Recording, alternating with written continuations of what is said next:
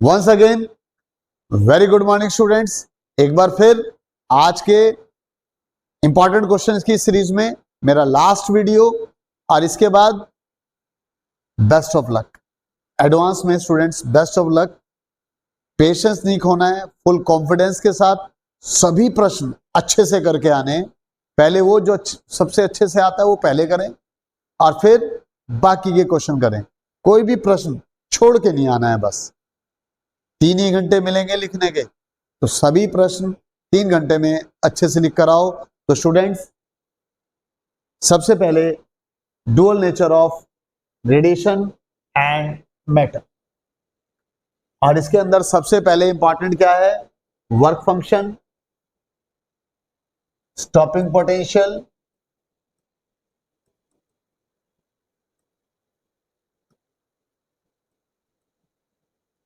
साथ में threshold frequency.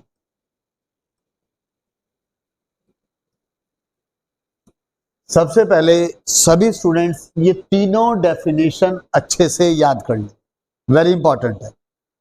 उसके बाद what is photoelectric effect, photoelectric Einstein's equation, de Broglie wavelength formula, और फॉर्मूले के साथ डी ब्रोगली वेवलेंथ के ऊपर बेस्ड कंसेप्चुअल्स। फॉर्मूला आपको सबको पता है, lambda is equal to h upon p, h upon m v. बहुत सारे फॉर्मूले हैं इसके। H upon root 2m q v, h upon root 2m E 12.27 upon root v angstrom. इसी तरह से टेम्परेचर की टर्म्स में भी, मतलब अगर डी ब्रोगली वेवलेंथ पढ़ रहे हैं तो डी ब्रोगली वेवलेंथ के जितने भी फॉर्मूले हैं सारे एक बार लिख लो। हो सकता है उनमें से किसी एक के ऊपर कोई कंसेप्चुअल आ जाए, इन चीजों को ध्यान रखना है। और कुछ अलग भी आ जाता है और डी ब्रोगली वेवलेंथ के बारे में पूछ लेता है तो उसके बारे में कुछ ना कुछ जरूर लिख के आओ। इसके बाद effect of potential on photo electric current, effect of intensity and frequency on photo electric current. Students, laws of photo electric effect के अंदर ये ग्राफ हैं, इन ग्राफ को अच्छे से कर, अच्छे से प्रैक्टिस कर लें, समझ भी लेना। डेरिवेशन की बात करें तो laws of photo electric current अच्छे से याद कर लें, प्लस जितने भी ग्राफ हैं अच्छे से समझ लें। वेवलेंथ ऑफ इलेक्ट्रॉन, ये रहा वेवलेंथ ऑफ इलेक्ट्रॉन, ये डेरिवेशन अच्छे से याद कर लें और समझ भी लें। तो ये तो बात हुई यूनिट 7, जो आपके एग्जाम में 4 मार्क्स का आने वाला। ये 4 नंबर हैं स्टूडेंट,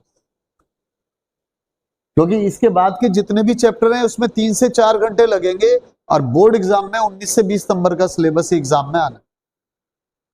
बात करते हैं एटम्स की, तो एटम्स में अल्फा पार्टिकल स्कैटरिंग एक्सपेरिमेंट सबको पता है, रदरफोर्ड का ये वाला एक्सपेरिमेंट। ठीक है स्टूडेंट्स, ये अच्छे से करें। Bohr quantisation condition and postulates अच्छे से याद होना चाहिए। Radius of nth orbit of hydrogen atom, ये आपको याद रहना चाहिए, r proportional to n square. और जो स्मॉलेस्ट ऑर्बिट है उसकी वेव रेडियस क्या होती है? 0.53 एंगस्ट्रॉम। ठीक है ना। एनर्जी ऑफ इलेक्ट्रॉन, इसका फार्मूला और डेरिवेशन पता होना चाहिए। स्पेक्ट्रल सीरीज और एनर्जी लेवल डायग्राम, ये अच्छे से प्रैक्टिस कर लें। अगले चैप्टर में आते हैं nuclei.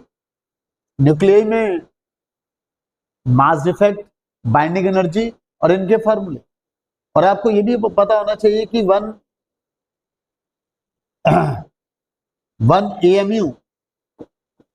AMU is equal to क्या होता है? 931 mega electron volt, atomic mass unit. Yes, binding energy curve important मानी जाती है, लगभग हर साल आती है एग्जाम में, और इसका एक्सप्लेनेशन। न्यूक्लियर फोर्स क्या होती है और न्यूक्लियर फोर्स की प्रॉपर्टीज, और खास तौर पे एक ग्राफ है। ये ग्राफ अक्सर स्कूलों में नहीं कराया जाता है, लेकिन वेरी इंपॉर्टेंट है।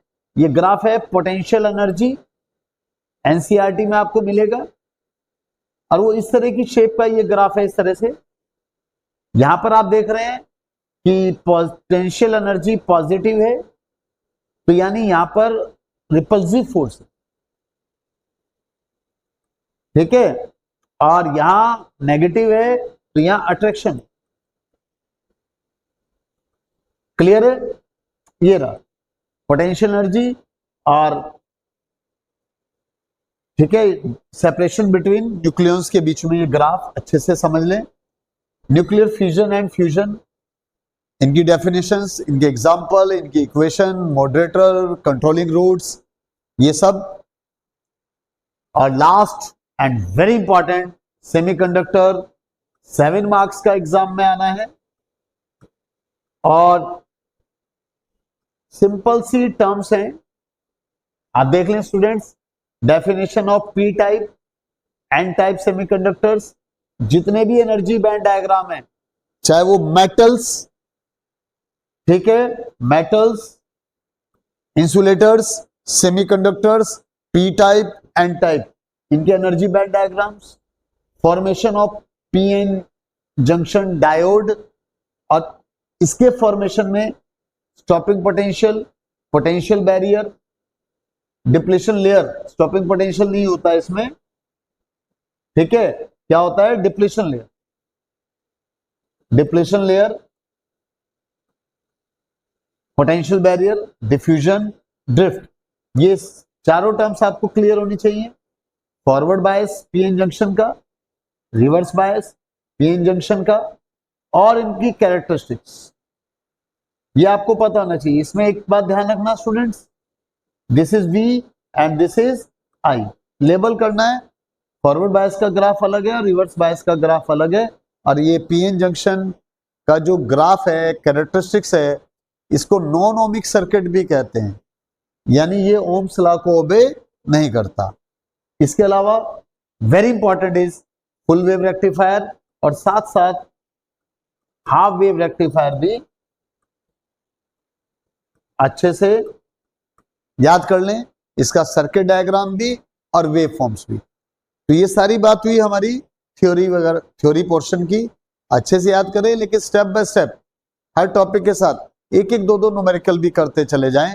अगर आपने इतना भी कर लिया तो स्टूडेंट्स, कुछ एक एक नंबर के क्वेश्चंस भी हैं, केस स्टडी भी हैं, 60 प्लस तो कहीं नहीं गए। हाँ, अगर थोड़ा सा आपने पुराना पढ़ा हुआ है तो निश्चित रूप से मेरे वीडियो को देखकर स्टेप बाय स्टेप याद करते रहें, 70 आउट ऑफ 70। तो thank you students, thank you.